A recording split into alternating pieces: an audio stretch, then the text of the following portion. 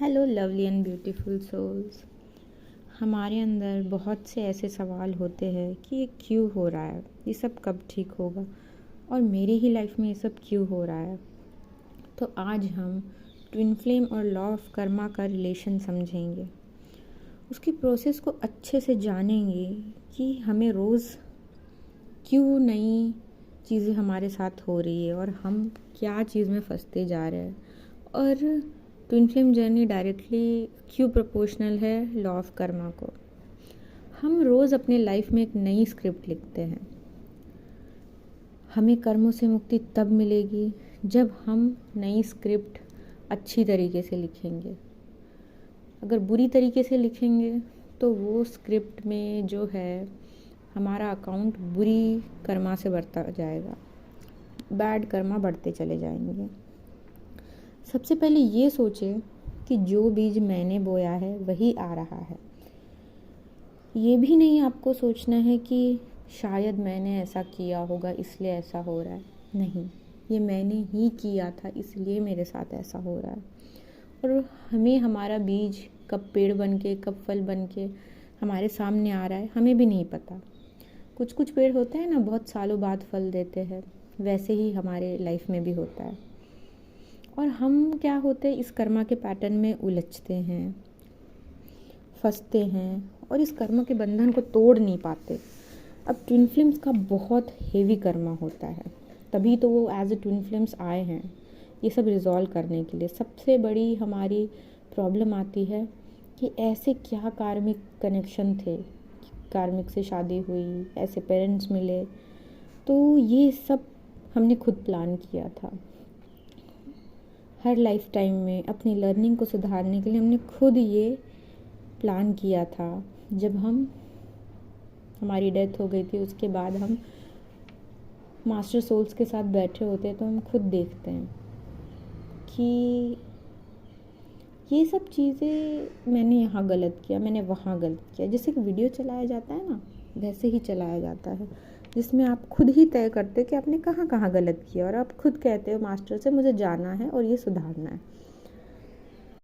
अब ये कर्मा का जो लूप है ये क्यों चलता रहता है, क्योंकि इसे सर्कल बनना होता है।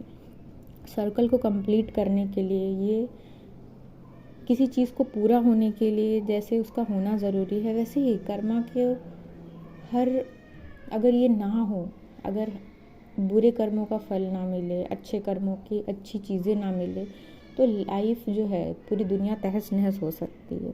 इसलिए ये लॉ ऑफ कर्मा बनाया गया ताकि किसी के साथ अन्याय ना हो, हम भी ना करें और हमारे साथ भी ना हो। अब क्या होता है कि हम जिससे भी अपने लाइफ में समझो आज मिले, हमने उसको थोड़ा दिल दुखा दिया, तो हमने क्या की, हमने अपनी एनर्जी उसके अंदर बिठा दी। अब ये एनर्जी जो है, जो उसके अंदर चली गई है उसके ऑरा में, वो हमारे पास वापस आएगी और हम इसे फेस करना ही होगा। हमारे हर थॉट में अगर किसी के लिए बुरा सोच है तो उसको भी कर्मा क्रिएट करता है। जैसे कि अगर मैंने किसी से कोई सामान लिया, लेकिन सामान लेते टाइम मैंने सोचा कि अब तो मैं ये वापस नहीं करूँगी, तो ये सोचना भी कर्मा क्रिएट कर रहा है। हाँ, अगर उस जगह पे आप ये बोलते हो अरे सॉरी ये सामान गलती से मेरे पास आ गया, तो ये क्रिएट नहीं होगा। तो आप जान सकते हैं कि कितनी छोटी छोटी थॉट से भी कर्मा क्रिएट होते हैं और आपका अकाउंट बैलेंस बुरे अकाउंट में कन्वर्ट हो सकता है। और सबसे पहले जो हम ये बोलते हैं ना कि कर्मा इज़ बिच, कर्मा को आप पनिशमेंट ना समझे। इस दुनिया में ना नेचुरल कैमरा लगे हुए जहाँ पे सब रिकॉर्ड होता है। हम भी कैमरा की निगरानी में हैं। हमारी सोच सब खुद बताती है हाई लेवल पे। जब वीडियो दिखाया जाता है फिर हम खुद ही ढूंढते हैं और इस बात को समझते हैं कि हाँ मैंने यहाँ नहीं करना चाहिए था ऐसा। अब कर्मा बनता कैसे है?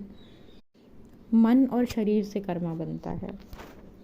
बार बार किसी चीज़ को दोहराना हमारा संस्कार बन जाता है, फिर हम उसमें उलझते हैं और ये बार बार, जैसे आपने किसी हवा में लकीर बनाई तो कुछ नहीं होगा, आपने रेत पे बनाई तो पानी आके मिटा देगी, लेकिन अगर आप किसी पत्थर पे लकीर बना रहे हो बार बार बार बार, तो ये आपका संस्कार बन जाएगा, और ये संस्कार जल्दी टूटता नहीं है, ये आपका एक आदत बन जाएगी।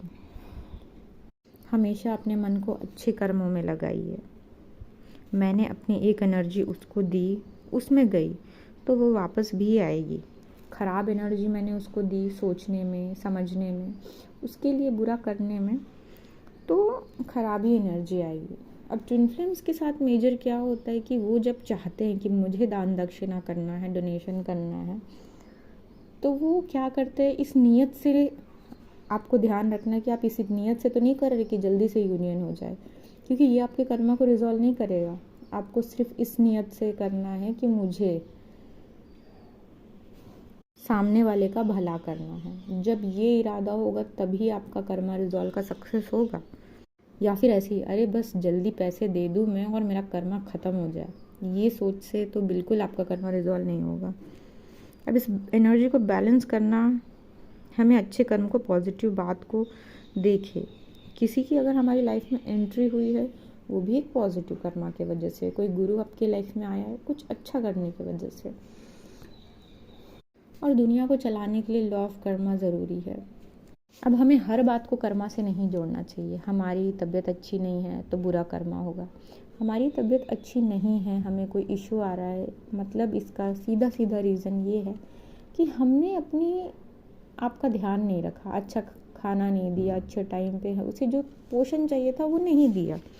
ज्ञान की स्तर से सोचना सीखिए, ना कि अंधविश्वासी के स्तर से। हमारा भाव ही हमारा कर्म बनाता है। तो सारे ट्विन फ्लेम्स, एक बात ये कान खोल के सुन लो कि आपकी जो लाइफ में मेजर कर्मा है, जिसके वजह से आपने ये सोल कॉन्ट्रैक्ट लिया है, जो भी आपके पार्टनर है, वो तब रिजॉल्व होगा कि जब आप किसी की मदद करोगे, उसका भाव इम्पॉर्टेंट है, वो इमोशंस इम्पॉर्टेंट है। ये नहीं कि बस मैं ये करके बस मेरा काम हो जाए, ये वाला इमोशंस आपको नहीं रखना है। ये इमोशंस रखना है कि मैं सामने वाले के लिए कुछ अच्छा करूँ, उसके दर्द और पीड़ा को फील कीजिए और उसके बाद उसकी मदद कीजिए। ये नहीं कि बस मेरा काम ख़त्म हो जाए, मेरा यूनियन हो जाए, इस इरादे से करेंगे तो आपका कर्मा रिजॉल्व नहीं होगा।